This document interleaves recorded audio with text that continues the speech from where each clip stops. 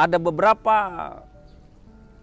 perdebatan di sini mengenai bahasa roh, ya. Ada banyak perdebatan di beberapa kalangan orang percaya bahkan gereja. Namun Bapak Ibu, kita jangan berdebat mengenai perbuatan Tuhan karena itu urusan Tuhan Bapak Ibu, ya. Yang menjadi pertanyaannya, sudahkah kita mengalami? Itu pertanyaannya. Sudahkah kita merasakan? Sudahkah kita mengalami perbuatan Tuhan? Dan kalau kita sudah mengalami perbuatan Tuhan Bapak Ibu, maka apapun fenomenanya itu perbuatan Tuhan, tidak ada hak kita untuk memperdebatkan.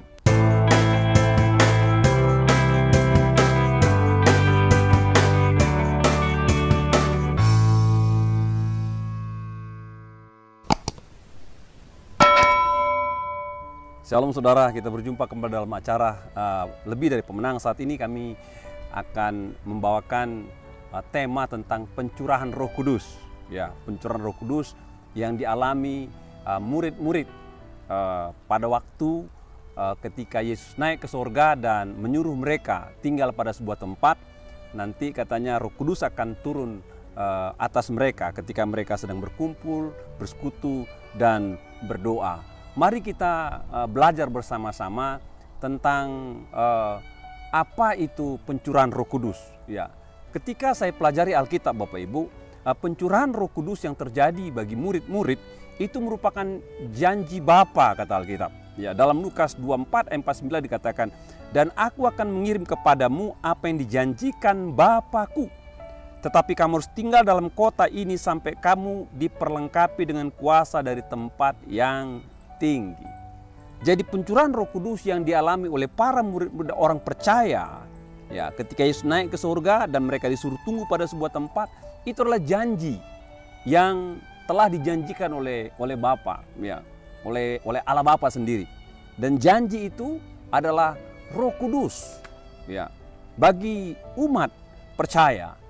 Kalau kita pelajari secara ketat ayat ini Bapak Ibu, tentu ketika Tuhan berjanji memberikan Roh Kudus kepada orang percaya, pasti ada maksudnya.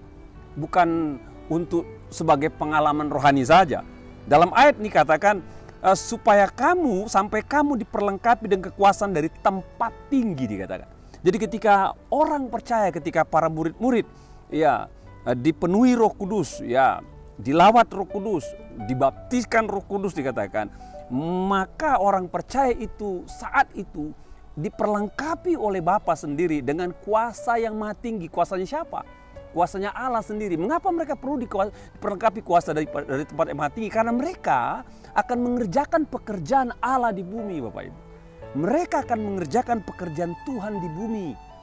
Dan kalau mereka mengerjakan pekerjaan Tuhan di bumi, mereka ini sebagai wakil Tuhan untuk meyakinkan dunia tentang mereka sebagai wakil Tuhan mengerjakan pekerjaan Tuhan, maka mereka dimampukan oleh Tuhan, disertai oleh Tuhan dengan kuasa, dengan tanda, dengan mujizat, agar dunia percaya bahwa Tuhan ada dalam hidup mereka, bahwa Tuhan bekerja dalam hidup mereka. Dan itu Bapak Ibu dimulai dengan pencurahan Roh Kudus yang dialami oleh murid-muridnya.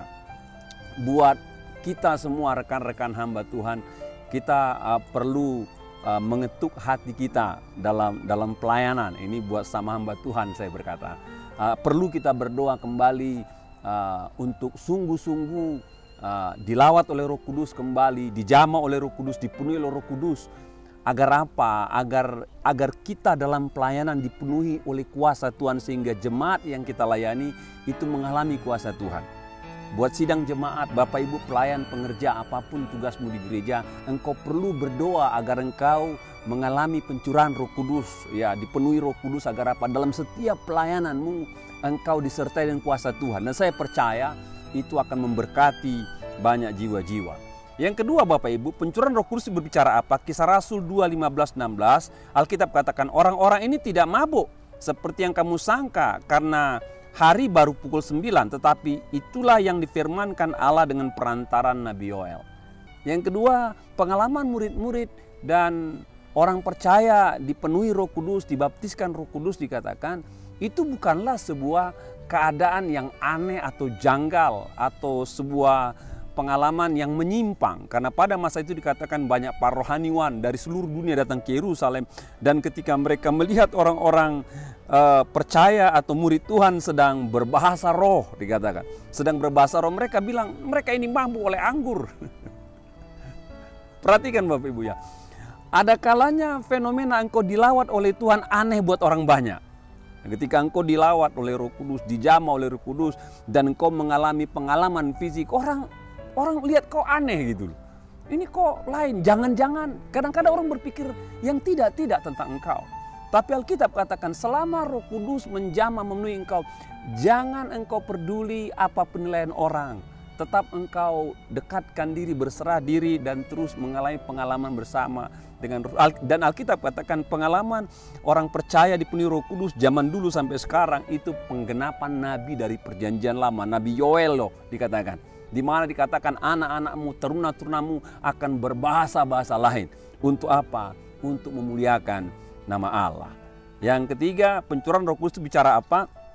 Kisah Rasul 2 ayat 2-4. Tiba-tiba turunlah dari langit suatu bunyi seperti tiupan angin keras yang memenuhi seluruh rumah di mana mereka duduk, dan tampaklah kepada mereka lidah-lidah seperti nyala api yang bertebaran dan hinggap pada mereka masing-masing.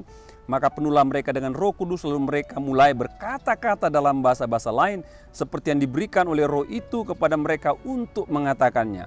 2 ayat 11 dikatakan baik orang Yahudi maupun penganut agama Yahudi, orang Kreta dan orang Arab, kita mendengar mereka berkata-kata dalam bahasa kita sendiri tentang perbuatan-perbuatan besar yang dilakukan Allah. Bapak Ibu, pencurahan Roh Kudus itu adalah perbuatan pekerjaan Allah sendiri. Ya, itu bukanlah hasil ya, itu bukanlah hasil daripada perbuatan manusia. Ya, itu bukanlah sebuah fenomena emosi manusia semata. Alkitab katakan itu adalah perbuatan Tuhan. Ya, menurut konteks ayat ini Bapak Ibu dikatakan ketika para murid berkumpul pada sebuah rumah, pada sebuah ruangan. Saya pernah ke Israel beberapa kali dan saya coba tahu di mana ruangan itu. Dan menurut guide ada sebuah ruangan di Yerusalem, ya bisa cukuplah 100-200 orang. Dan kata para guide, inilah tempat di mana mereka sering berkumpul para murid. Menurut sejarah daripada mereka orang-orang Yahudi yang menjadi guide pada saat, dan saya yakin Bapak itu karena itu sejarah kehidupan kerohanian nenek moyang mereka. Ya. Dan dikatakan dan ketika mereka berkumpul maka ada lidah-lidah seperti nyala api. Lalu mereka mendengar ada suara angin yang bising. Lalu mereka mulai berkata-kata dalam bahasa-bahasa lain, atau bahasa lidah, atau bahasa roh.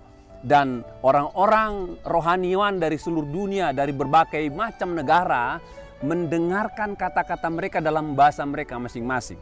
Dan apa yang mereka dengarkan adalah perbuatan-perbuatan Allah yang besar, Bapak Ibu. Jadi pencurahan Roh Kudus, kepenuhan Roh Kudus, baptisan Roh Kudus adalah sebuah perbuatan Allah yang membuat orang-orang pada masa itu berbahasa-bahasa lain. Dan bahasa-bahasa itu dimengerti oleh pihak lain sebagai perbuatan-perbuatan Allah yang besar. Ada beberapa perdebatan di sini mengenai bahasa roh. Ya, ada banyak perdebatan di beberapa kalangan orang percaya bahkan gereja. Namun Bapak Ibu, kita jangan berdebat mengenai perbuatan Tuhan karena itu urusan Tuhan Bapak Ibu. Ya, yang menjadi pertanyaannya, sudahkah kita mengalami? Itu pertanyaannya. Sudahkah kita merasakan? Sudahkah kita mengalami perbuatan Tuhan? Dan kalau kita sudah mengalami perbuatan Tuhan Bapak Ibu, maka apapun fenomenanya itu perbuatan Tuhan, tidak ada hak kita untuk memperdebatkan. Yang kedua yang bagi saya yang lebih tertarik, kalau ketika seorang dipenuhi Roh Kudus, ya, dibaptis Roh Kudus dan dia mengalami perbuatan Tuhan yang besar, maka impact hidup berikutnya itu yang amat penting. Alkitab katakan mulai saat itu para murid suka bersekutu, mereka suka berdoa, mereka suka mendengarkan ajaran rasul-rasul. Mereka senang berbagi, Alkitab katakan, dan mereka menjadi kesukaan banyak orang, dan mereka menjadi pribadi-pribadi yang bersaksi menjangkau jiwa bagi Tuhan. Ingat itu saja.